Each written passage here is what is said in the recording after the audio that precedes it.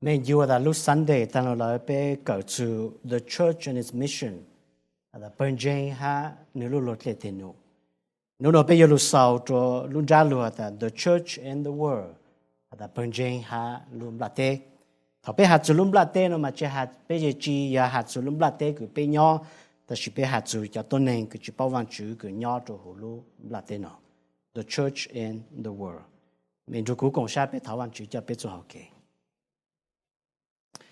Và chú bé có chốt lo bé mua phèn cho các luôn nhon đó có chú lu và chú lu chỉ ra ha mua nông nghiệp rồi bé luôn nền họ có khé bé chốt lên lu sa luôn dư họ có băng bé có bé tàu tàu có chú lu nó bé khơi tàu cho mông ở bé luôn nền rồi có lu con luôn bé tại thằng đó chú ý xuống luôn bé à thằng bé hạt chú luôn ra lu hạt the church and the world mà nếu mua ở băngตัวnền ha nếu mua ở chú cái sáng suốt一般的下来喏，头被论真往主了，结果被业主几个嘞，那叫多人就知道包往主，被主长大那叫多人就知道包往主，还被蒙我被一路人，查到了被爱死了，被杜看，也被只少小多人不得，被只少蒙我人的多人不得，被只少蒙主播，也被知道那叫多人就知道包往主蒙我人多厉害，有冇下到被蒙那些？cho tôi nên cứ sáng lên nói cho cứ thảo luận trình vang chữ lỡ để chỉ chạy cái nọ cái hậu sư ta chỉ chạy phong chạy dư chạy nên chạy trắng ha chạy nữa lên được tu chỉ là yêu luận trình vang chữ lỡ để yêu chỉ associate rồi cho tôi nên cứ chỉ đọc bao vang chữ yêu cho phong cho yêu luôn nên chỉ là cho tôi nên cứ trình vang chữ sư giờ mình nhìn tên đông đạo ha mình bao kinh cử mà mình cho các môn chủ cho the Middle Ages mà chú cái sáng nó giờ ít họ cứ trừ sĩ cho ta nên đó.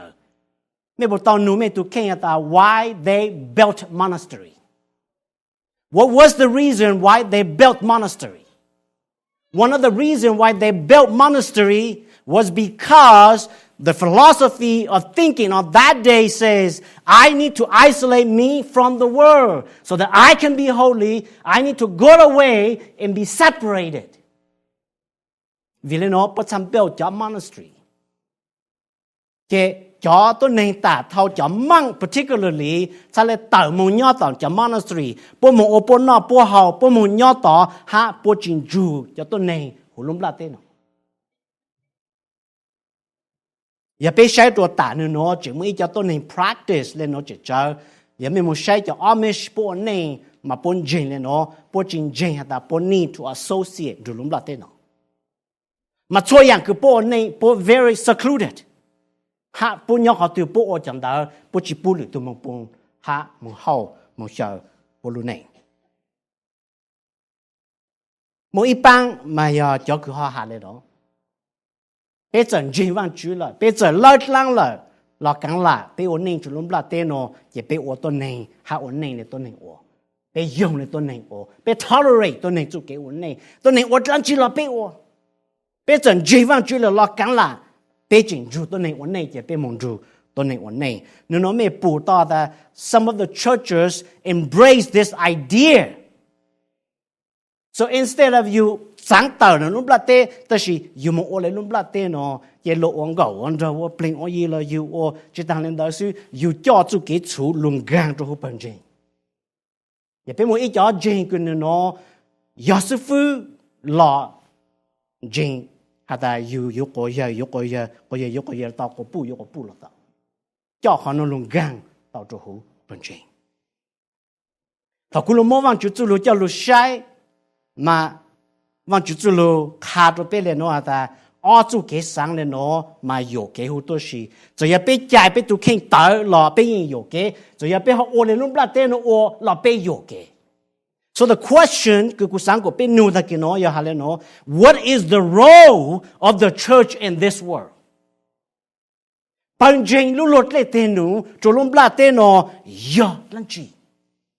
Again, what is the church? You are the church, and you are the church, and I am the church. We are the church. What is our role in this world? Rồi lùm lạ tên nó, rồi giờ tôi này cứ chỉ tao bảo vang chữ đó. giờ trang trí. How should we live in the world today?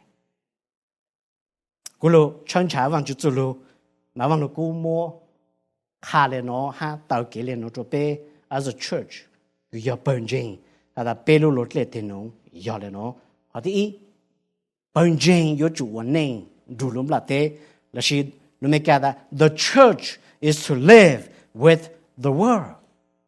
Là chỉ là bên trình vang chú chỉ là bé mua vang chú Giêsu bé tu chú tu trở sinh nữa là bé trình giờ nông nên để bé yo chủ vấn nên dù tôi nên là thế.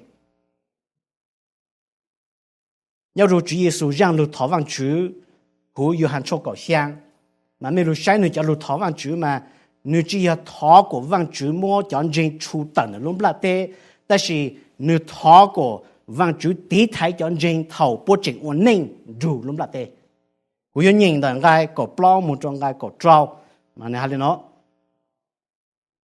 I have given them your word, and the world has hated them, because they are not of the world, even as I am not of the world. I do not ask you to take them out of the world. Cú chỉ tao thọ của các chú bố tử, but to keep them from the evil one. Đó là của các tí thái bốn đời lan dụ nhau. They are not of the world, even I am not of the world. Nhớ cái lúc say Chúa Giêsu cho lúc thọ vang Chúa nó, để người khám mới mê cho bé lên nó, người expect bé hả ta, lúc này hồ lúc là thế nó, để bé yên ổn định đủ tôi này. Người chỉ tao thọ của thọ bé luôn dây nữa, thọ bé luôn bao nữa chứ, cũng muốn bé chu tận này tôi này, bé muốn ở bé này, bé chỉ đủ tôi này ổn định ok. Rồi họ bé chỉnh, yang cái giờ tao bé chỉnh giờ tôi này, để bé yêu chủ ổn định đủ tôi này. Chúa Giêsu lúc lúc thọ vang Chúa Giêsu cho hai lên nó, họ có tí thái bốn đời lan dụ nhau. The evil one ở đây ya dụ nhau tôi cứ ở phe, của tuần đó sau lúc ở phe, là chỉ sau lúc chỉ cho, là chỉ sau lúc ở đây yang cái chỉ rong cho chân chính. Ý họ cái Chúa Giêsu hạn gì mà nhà người hà cho thuyết tí mà người hà lên nó người ta, mà thầy trong講cái trò người ta, behold, I send you out as sheep in the midst of wolves. So be shred as serpents and innocent of dogs. Cú sang mê mong dùng lại cho yang, cú mong ru cho mang ổn định. Giờ lên đó, mấy chuẩn dễ lên năng, hạ một lúc xa mò mùa lên ngô. Nào cái đó các luôn nhìn Chúa Giêsu cho luôn đó mà, nên hạ lên đó, mẹ cú cho thuyết tỉ đó, mà cú sang mê mong ổn định đó, mà mê mong ổn định ru cho tôi này, tôi dùng là mua, tôi phê là mua, tôi cứ chỉ cho mẹ là mua, tôi cứ lì hạ cho mẹ là mua. I know that. I send you to do that. But two things, Jelenang, or Molusha Momolengo. Sadoda, Memo warning, Jutonim blood tete, Tolang, Tolang, warning more. Be smart, be wise, know how to live your life. At the same time, be innocent, be kind, be love, be gentle to the people that you live among. Colossae hạ cho John Jing thì Colossae hạ Epheso mà chắc cú nhìn họ cứ hạ cho Jing hu Colossae ổn đề nè ta conduct yourself with wisdom toward outsiders nè conduct yourself with wisdom toward outsiders nếu chủ ổn định Jing chúa là chỉ một chủ gì dù cho tôi nên sang rõ who's the outsiders the non-Christians making the most of the opportunity let your speech always be with grace, as though seasoned with salt, so that you will know how you should respond to each person. Họ cứ nói là ta, mấy ổn định rồi tôi nên là thế na, cho cứ chỉ ta bảo vang chuyện na, chỉ ổn định rồi lu lang lịch chú ý, cứ ổn tôi nên chỉ một chú ý, ha bảo lu sĩ hảo. Thảo mấy ổn định rồi tôi nên chỉ watch your speech, ha, chính phang mấy tên lu mấy ha. Cho làng tao làng hà lu, cho làng tao làng hà lên nó hà lên đó, lử nu po nu mẹ tê chỉ tao. Watch your speech, be seasoned as salt. Epheso, therefore be careful how you walk, not as unwise men, but be as wise, making the most of your time because the days are evil. So then do not be foolish, but understand what the will of the Lord is. Chính phang mê chú kế ổn nên hồ lông bạc tên nó, thọ mê tàu kế thọ mê ổn nên chú lông bạc tên nó, ô tụ tôn hình dễ, cho tụ tôn hình cử chính dễ. Bao hạt đã lúc sĩ hở, rộng lệ chàng. You know, khó cứ bé lùn nói chứ, as a Christian, bé ổn nên chú tôn hình nó, bé ổn nên chú tôn hình lệ chàng, chứ cũng mua hạ bên nhau khó yêu dùng ý lên nó. Chú tôn hình khử nọ khử hào là mà. Bên chính văn chủ là bên những chuyện khử nọ khử hào là mà. Nếu tuyên chính văn chủ là tuyên chính nọ khử hào, you have to live, you have to make a living, and therefore mong ổn nên là mà, mong khử nọ khử hào. Dù lo cần đau là mà, dù lo chơi luôn chơi là mà, dù lo ổn nào ổn chủ là mà, dù lo phát tài là mà. Đau ra khó philosophy nó tôi nên sáng yêu kế, ở bên chính văn chủ là bên chính chủ bộ ổn nào ổn chủ, bên chính mong dù lo khử nọ khử hào, bên chính mong dù lo cần đau. I think that's the wrong way. How do we minister and how do we evangelize people? Because we have to go and live with them.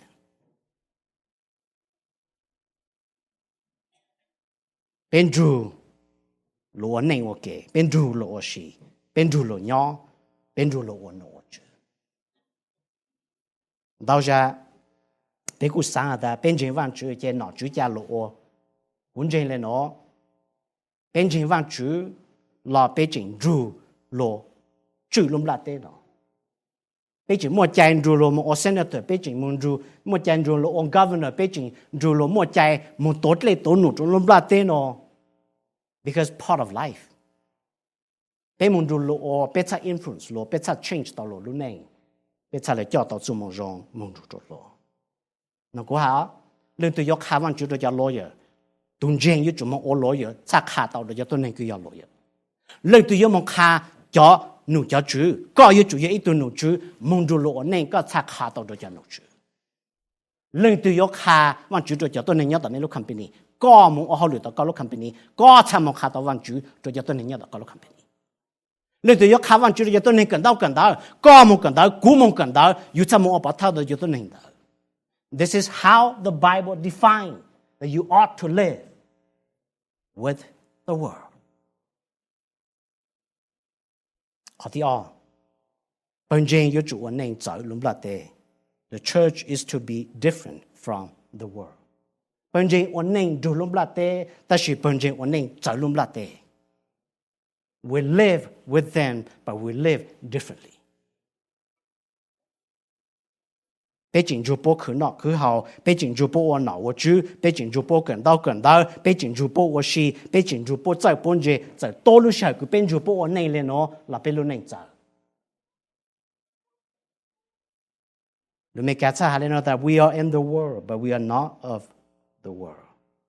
Bên ổn nên chủ lùm lạ tên nó, ta chỉ bên chủ ổn nên để lùm lạ tên nó ổn. Tôi chỉ bảo đó sao mẹ, một số sáng tới chạy xe khó cứ bảo được mẹ làm gì, cho cú mà khó cứ bảo được cú mà giờ cho tôi nên cứ rồi tàu kiến đó nó không, chỉ một khi nhớ tổ cha, chỉ một khởi cha, nó bỏ chết tận tôi kiến à, của mình cho mẹ.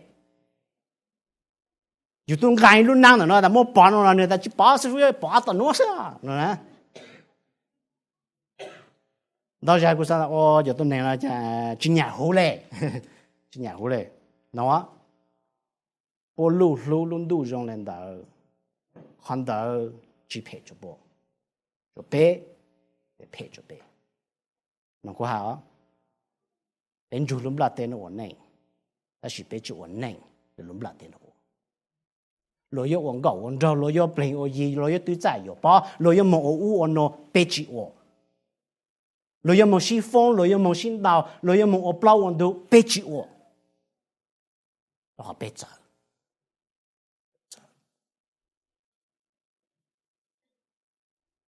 Yohan hà lên nó cho chẳng dành nhau hữu ý Yohan trong ó ngài cầu chi đồng ngài cầu trao. Do not love the world, nor the things in the world. If anyone loves the world, the love of the Father is not in him. For all that is in the world, the lust of the flesh, and the lust of the eyes, and the boastful pride of life, is not from the Father, but is from the world. 那他个人研究会有很重，按个个经嘛，有很多 define what is the flesh， 的讲个了的龙不拉得喏也真只要，所以你哈背样你哈了喏，他那个背起车伢龙不拉得喏了呢，就好多个伢龙不拉得喏，得往住住给路尽量的蹲到。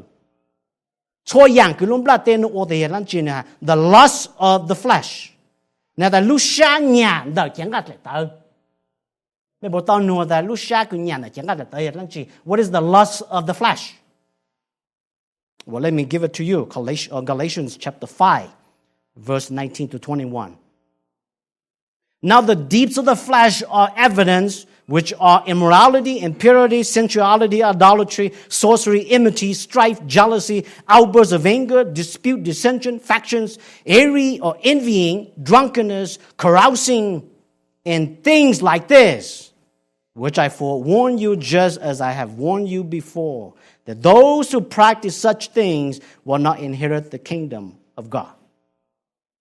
So, Paul already defined what is the lust of the flesh: immorality, impurity, sensuality, idolatry, sorcery, enmity, strife, jealousy, outbursts, anger, dispute, dissension, faction, envy, drunkenness, carousing. You know, the flesh, the lust of the flesh. 我告我着我不灵我意，被当被乱，是讲是切，是气爆头，是快我帮我爆，我气个气股，我这我走。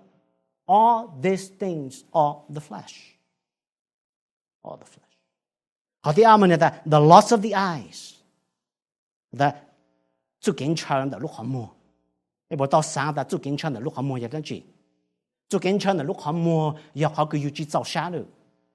要到可能要上到滑道，要到要上到滑地了，要到路接了要上到路接档了，要到路接档了要上到路接地了，要到路一盘了上到二盘，到二盘上到路几盘了。That's the loss of the eyes。这不罗还得讲做呗，他讲真了，结果被早下就被路内，结果被超我都能不得，穿长的路好摸。保罗还来讲说提摩太胡从照รงไง搞呢นั่น But godliness actually is a means of great gain when accompanied by contentment, for we have brought nothing into the world, so we cannot take anything out of either. If we have food and covering, with this shall be content. But those who want to get rich fall into temptation and a snare and many foolish and harmful desires which plunge men into ruin and destruction. For the love of money is a root of all sorts of evil, and some by longing for it have wandered from their faith and pierced themselves with many griefs. Money is not bad. The love of money is the love of the eyes. See, 伢去赔呢，但是路上的路好摸，嘛赔呢，就好要讲伢去找了个，路不拉得呢，古还能做咩？为了主耶稣哈，默当到做咩了 ？Never enough。被我内走都能不得 ，because we stay away from the lust of the eye。好啲俾呢，the boastful pride of life，係做幾抗天抗子葫蘆內咯，蘆內葫蘆不得呢，就俾我內nhỏ的樣，增加到的做幾抗天什麼，古內nhỏ就古什麼個做個書，古內nhỏ就古上講個，古內nhỏ就古上個摸落個什麼。That's the pride of life. ไม่ว่า包的不我脑我只是真个人对莫名毛什么，只还上的叫那路过刚了都一样，就给我脑我直接住了都什么。但是往住住了看到别的个比较少人的，别个跟真往住了个别走。菲律賓從愛別人愛知保羅在下嚟講 that do nothing from selfishness or empty conceit, but with humility of mind regard one another as more important than yourself. Do not merely look out for your own personal interests, but also for the interests of others. Have this attitude in yourself, which was also in Christ Jesus. What is he talking about? What is his Christ's attitude? He was God. He was God. And he came to be born as man and as a slave. He humiliated himself, emptied himself, become a slave. bộ lô xa lại hàn dĩ cho chọn dành hữu lòng. Hà ta cổ bế cho dùng lùm lạ tên ổ, ta chỉ bế chủ lòng bế lưu lưu bế chủ kế sang. That do not be conformed to this world, but be transformed by the renewing of your mind, so that you may prove what the word of God is, that which is good and acceptable and perfect. So all canonical have contrast that do not conform, be transformed. Bê lúc này chỉ conform cho lúc lạ tên nó, bê lúc này be transformed. How do we transform? Our thinking. Transform the way we think and the way we see everything. Jacobo sa le ha cho yon jing le no ta zu gen jing ku jing ta ye all yang so ni ha le no. The pure and undefiled religion in the sight of God and Father is this: to visit orphans and widows in their distress and to keep oneself unstained from the world. Ởที่อ้อมเนี่ยแต่จุเก่งจริงๆอย่าจุเก่งจริงคือจีปูลมลาเตนหลุก็ unstained from the world. เขาคือเนี่ยหายจีปูหลุไปอย่างนั้นใช่ไหมอย่าจะบอกตั้งกูหาตั้งนั่นมั้งลมลาเตนปุ่นเนี่ยโอเลจางปุ่นเนี่ยโอเนยเลจางกูลมลาเตนชอบหลุก็ก็ชอบกูตัวลมลาเตน You and I ought to be different, even though we live among the world. Nhớ trong Leadership Magazine has to be a farmer. Ye nữ thang tế ye nữ chọc công chọc luôn đó dạng,แต่是all dạngคือnữ pin ô hàng ye ya nữ ô cho cottage cheese ha apple butter. 但是 they look almost similar. Ye 错着คือnữมองต่อ free market คือnữมองมัวจะโน哈nữอยู่คนจงว่าแต่ถ้ากูมองจะอ้อคนโนมาnữจง similar แต่是nữ difference. Mà giờ nên đó thầu cú mong chủ tàu cho customer là để cú yêu chủ mua ở trang lá ít trang mà hạt cho apple butter ít trang mà hạt cho cottage cheese mỗi nu chỉ nên giờ mà mang chỉ mong chủ tàu lúc ta la là chỉ nếu cô ta ôi nó căng là cú mua ít trang lá thế này chỉ cho lá lu nè ta căng lá mà cú chỉ nên mua trang đó hạt ở cho hút tôi xí nè chỉ chỉ nên master chỉ nên chỉ bảo để cho tùy cottage cheese. 要对要 apple butter， 你说什么？没我内，还没我内，哈古我内，要被就我内，怎么不来电脑节 ？Sometimes people say we are no different from the world. We're not. 但是别看人家变成万主，别看人家变蒙车，但是罗汉的 you and I are not different. The way you live, the way we talk, and the way you dress, and the way you work, you're not different than me. We are the church. We live among the world, but we live different. 好啲呗，本正有主我内龙拉的 The church is to change the world. 我说呢 we live with the world, we be different from the world, and we change the world. 俾我内主多内。俾我寧走到寧，俾就嚟攏到到寧。我說，俾我寧住到寧，俾我寧走到寧，俾就嚟攏到到寧。嗰兩年到一看有article 嘅 John MacArthur Shaw，嗱，你看睇到嘛？你睇咧咯 ，The Church versus the World。反正嚇。lum latte, the she verses. Make sense. Why do evangelicals try so desperately to court the world's favor? Churches plan their worship service to cater to the unchurched. Christian performance ate every worldly fat in music and entertainment. Preachers are terrified that the offense of the gospel might turn someone against them. So they are deliberately omit the parts of the message the world might not approve of. Evangelicalism seems to have been hijacked by legions of carnal spin doctors who are trying to their best to convince the world that the church can be just as inclusive, Protestant, broad-minded as the most political correct worldly. The quest for the world's approval is nothing less than spiritual harlotry. In fact, that is precisely the imagery the Apostle James used to describe. He wrote, adulterers and adulteries. Do you not know that friendship with the world is enmity with God? Whoever therefore wants to be a friend of the world makes himself an enemy of God. There is and always has been a fundamental, irreconcilable incompatibility between church and the world. Christian thought is out of harmony with all the world's philosophies. Genuine faith in Christ entails a denial of every worldly value.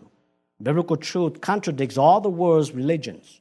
Christianity itself has therefore antithetical to virtually everything this world admires. Yet in virtually every era of church history, there has been people in the church who are convinced that the best way to win the world is by catering to God or to worldly tastes. Such an approach has been to detriment of the gospel message. The only times the church has made any significant impact of the world are when the people of God have stood firm, refused to compromise, and boldly proclaimed the truth despite the world's hostility. When Christian has shrunk away from the test of confronting popular worldly delusions with unpopular biblical truths, the church has inevitably lost influence and importantly blend into the world. Both scripture and history attest to that fact. So what was he talking about? Nếu hắn nói là giờ có sai rồi chọn gì mà đau cho tôi này chuyện gì văn chữ mà bố hắn nói là bây giờ chủ lên bắt tiêu bây giờ cho tôi này luôn gì bây giờ dùng luôn bắt tiêu nó. Ta xin nói ta cho lúc xưa hở cứ bên trên lòng luôn bắt tiêu nó chỉ là một ô lên luôn bắt tiêu ta chỉ ô trở luôn bắt tiêu hắn tổ văn chữ chủ luôn. Ô chính ta nhận gì? Bây giờ này chỉ là một số luôn bắt tiêu nó. Bây giờ này là một lòng luôn bắt tiêu nó. Đó giờ bên nó càng khó nói. Bây giờ một lòng luôn bắt tiêu, bên một chỏ lại luôn bắt tiêu chỏ, bên một ổ lại luôn bắt tiêu ổ. Nếu sao hà hú này, nếu sao ta có sai tiếng gọi của cho Christian sau là đó giờ chọn gọi đó influenced by the non-Christian. Đó giờ bây giờ sư phụ khó khăn mà bên nhân trai khai giảng cứ tạo trang cho tôi này cho họ bên trai chẳng bố chính nhà bên. Why? The only way to change is to be different. Chúa Giêsu sẽ lại hạ cho chọn James là Chúa Giêsu hạ lên nó. Mà thầy chung chính cái của bé, you are the salt of the earth. Giờ mấy luôn nhìn Chúa Giêsu cho luôn nó mà nó rõ, nếu chỉ tao hạ lên nó ta, you are like the salt of the earth nữa. Nếu chỉ tao ta mấy rong lại chọn dễ á, nếu ta mấy dọn dễ nữa. Read that. You are the salt of the earth. But if the salt has become tasteless, how can it be made salty again? It is no longer good for anything except to be thrown out and trampled underfoot by man. Ta mê yon dễ rồi lắm là thế nào? Ta chỉ giờ mê chỉ ổn định lên dễ, mê chỉ căng lên dễ, mê chỉ lòng tôi nền, em mê muốn dùng lên tôi nền lại, để thằng đó mê chỉ một cái hậu lắm gì?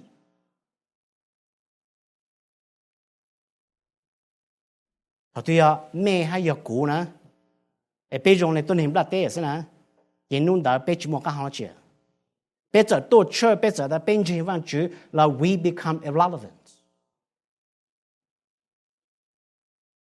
we become important and important to them. Mẹ bảo tao nuôi lên nó nè, tôi nên xin chế vật lắm chi, what is salt for? Đào ra nên mình nói đào từ sư phụ khó khăn cho nói, what is salt for? Salt is for preservation. Salt is for protection, and salt is for taste. Change, mà các món họ underline này vậy. Dễ giờ được preserve, yang cứ có lưu, yang cứ có chú, yang cứ chỉ trong dễ chờ của yang đó khó, yang đó rộng. Vậy bây giờ đồ luôn đủ nó, vậy bây một tu yên là chứ, bây chỉ bother chun dễ, có cho các món nó tới chờ cứ chỉ mua tu yên, thì họ cứ bỏ preserve ngã, vậy样dễ. Muốn dễ được preserve. Chúa Giêsu ta chọn dễ mấy nhân dễ cho lắm là tên nó. Mấy giờ cho cứ preserve lắm là tên nó. Mấy giờ cứ example cho lắm là tên nó. Mấy giờ cứ ô cao trong nó bát tên nó xỉu ta chỉ là mẹ chỉ ô lên đó na em mẹ chỉ preserve nó bát tên nó na mẹ chỉ different na em nó tụi mẹ rong lên po lên na chỉ po mô mẹ chủ hút cái tao sao po là mẹ chỉ chỉnh chắn lăng chỉ mẹ chỉ mua càng hậu lăng chỉ Chúa Giêsu hàn gì chủ hút mà là cổ trong chuông cái chỉ cho nó hà salt ha ta chỉ nó nên gì còn gì nữa hà lên nó salt is good. But if the salt becomes unsalty, with what will you make it salty again? Dễ ya ít khó dùng, ta chỉ thầu tiền dễ chỉ căng là, dù mua căng chỉ cho lu ôn dễ thay cho căng lo nữa nè ha, vậy nên lu sau lên nó, have salt in yourself and be at peace with one another. Vậy nên chỉ lu cái mà thay chính gì á, còn nên chỉ vậy nên ha lên nó là have salt in yourself. What does that mean? Have salt in yourself. It means to hold on righteousness. Hold on to it. All you name của tlau hu, all you name của zong, all you name của yang yin. Have salt in yourself. And then in zine halecha and be at peace with one another. One of the things that we can influence the world is how we love one another and how we get along with each other. Giờ bây giờ ý cho tôi nên chỉ vang chữ na, cụ tu chính cái along đó có tu chính cái along đó cụ upload đó có upload đó có phong có, bây giờ một khai đó lúc là tên nó ta luôn chỉ vang chữ bố hai chàng mà, giờ cụ luôn chỉ vang chữ chỉ phong lại mấy cái cụ chỉ lúa, Chúa Giêsu hai chàng cho bé Chúa Giêsu sa ta, a new commandment I give to you. That you love one another, even as I have loved you. That you also love one another. By this, man will know that you are my disciple. Mấy lần lưu lần mấy lần ổn định, thì lần phụ lần mấy次lấy của cho thứ gì, tôi nên sẽ lấy bao hạt mấy yêu của cho thứ gì. Chúa Giêsu hallelujah that what will make it salty again? Lần chỉ yêu ở trong chế căng lộ. Cú luôn nhện. Encyclopedia mà bố hạ lên nói là, tôi chẳng anh chế chắc căng nữa nè, nhớ cho sang tới chờ tìm Middle East đi mà, mình mong cho the Dead Sea mà the Dead Sea is where is the most salty, căng chế chẳng bờ, usually bố more salt họ luôn, salt thì do sodium chloride nè, okay, chỉ có mua cho nó cho lù lì, chỉ tông chế đó là bố ta, giờ thọ có lìm đó có chỉ chính phang anh lù tỏ ít khó khăn một cái bố gypsy nữa nè. Giờ cho gypsy nó ô đồ chọn chuyện đó cho lấy chỉ căng chế đấy. Giờ có sự cho các món lì bên cho tỏ lo, yên chỉ căng chế. Giờ bên lúc này contaminated by the world. And it doesn't matter how you say, what you said, how you live. Your life is very unsalty. People will walk away from you. Giêsu hàn gì ha làm một chỗ lúc cả trong cổ plong cái bây giờ plong mà Chúa Giêsu hà lên nó. Therefore salt is good. But if even salt has become tasteless, with what will it be seasoned? It is useless neither for the soil or for the manure pile. It has thrown out. He has ears to hear, let him hear. So, cái lúc đó lúc cái nó thì Giêsu chỉ ít con chỉ cái mà thay chỉ ha mà là cổ chỉ ha. Họ đó nó thì Giêsu hà lên nó. Giờ thằng dễ chỉ căng lại, nó chỉ chỉ mua bỏ cho họ ăn là tôi chỉ dùng, họ cứ mua cho một sao cổ là tôi chỉ dùng nữa. Rồi, thầu bê luôn này, em bê chỉ找多年不啦得了，也同到bê nhang ăn xuống rồi. 你看呢？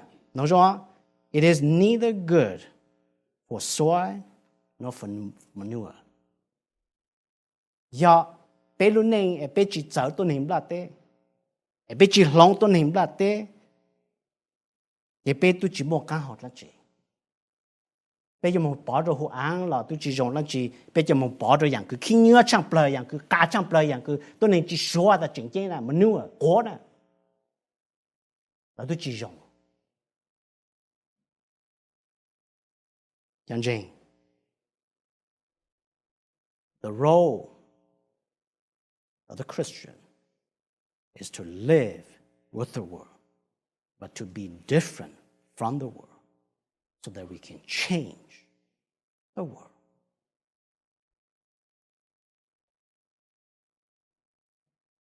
Now, Ferguson, phong đảo cái civilization, the West and the rest.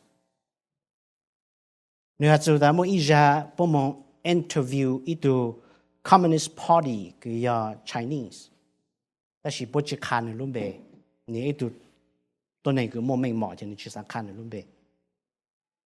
Thì tôi nên đang describe to the Western world ha the Eastern world có difference no. Để cha cũng nhìn chuẩn bị này hả nó. One of the things we were asked to look into was what account for the success of the West all over the world. We study everything we could from historical, political, economic, and cultural perspective. At first, we thought it was because you have more power, guns, than we have. Then we thought it was because you have the best political system. Next, we focus on your economic system. But in the past 20 years, we have realized that the heart of your culture is your religion.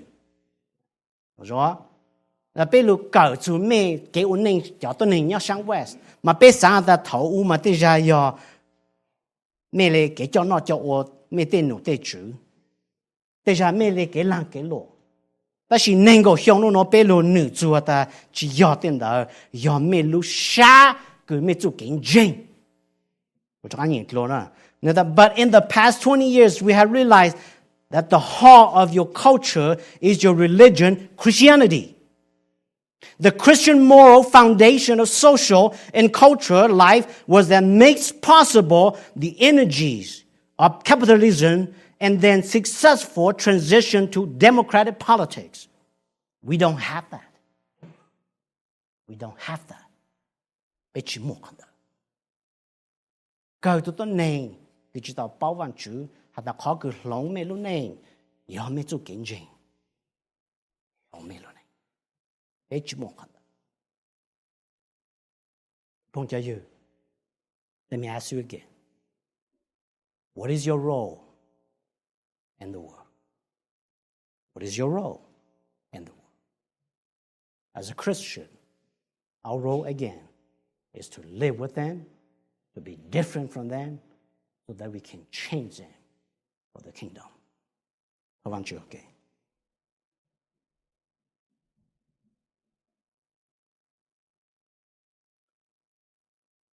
Và Chúa Giêsu có lúc sau tuần đông khâu lì có lúc tuột sự bé ha có chợ bé tận là lúng là tê nó. Chỉ có chú lúc ha ta chỉ có chợ bé tận là lúng là tê là có sáng của bé ổn định rù lúng là tê.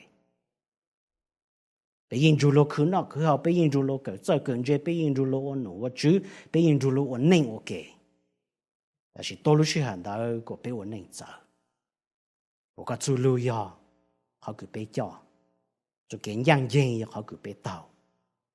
Bé giờ ổn định rồi tôi hình là tê là bé chịu ổn định là tôi hình là tê của. Có của bé ổn định đó rồi họ có sáng của bé yên dễ làm tôi hình là tê rồi có. Của bé lóng tàu tôi hình là tê rồi có lúc tê chả. Họ có bán bé. Của bé cho cầu của rồi lúc là tê hay mà ổn định lúc là tê của. Và bán bé của bé chợ tàu lúc là tê. Một cái chú lưu nó đồ bé hát khả bé. Bây giờ ta giảng tăng lưu bé yên rù lưu ổn định chỉ tỏ chỉ bé bé chỉ bảo khả chân bé cầu của bé một ổn định lên đó. Và có giảng gì cho bé. Nếu nó có khế bé lúc khó mua có khế bé chú kế sáng của bé tàu tàu bé lưu lột lên tên nụ cho lúc là tên nó giọt lăng chỉ. Của bé lóng tàu tôn này rồi có lúc tế chờ. Một cái chú lưu nó đồ bé hát khả bé sốt lờ. Bố của bé khả tàu cho một bé lưu này của các tàu dễ tàu một. Một cái trò đó nó bé sau lên nó sư bé yêu một vàng một chế giờ phong chở dư cho khô cứ họ to sáng đầu to họ còn rủ bớt sọt lại của một số vàng số chế nó cá nhau rồi một cái món rau bún bé giờ chỉ cho một khứ nó khứ hậu một nên tụi nó là tên nó bé một số họ tư họ có bán bé của bé dần chế cho họ chọn đó giờ có chỉ tàu lưu có phòng có món cho bé của nó cá nhau rồi họ một lúc xưa tôi bé họ cất lo bé có cho bé tay thọ số dạng nó được chỉ số luôn bé amen một trong mấy họ bé mang lại sinh dịch luôn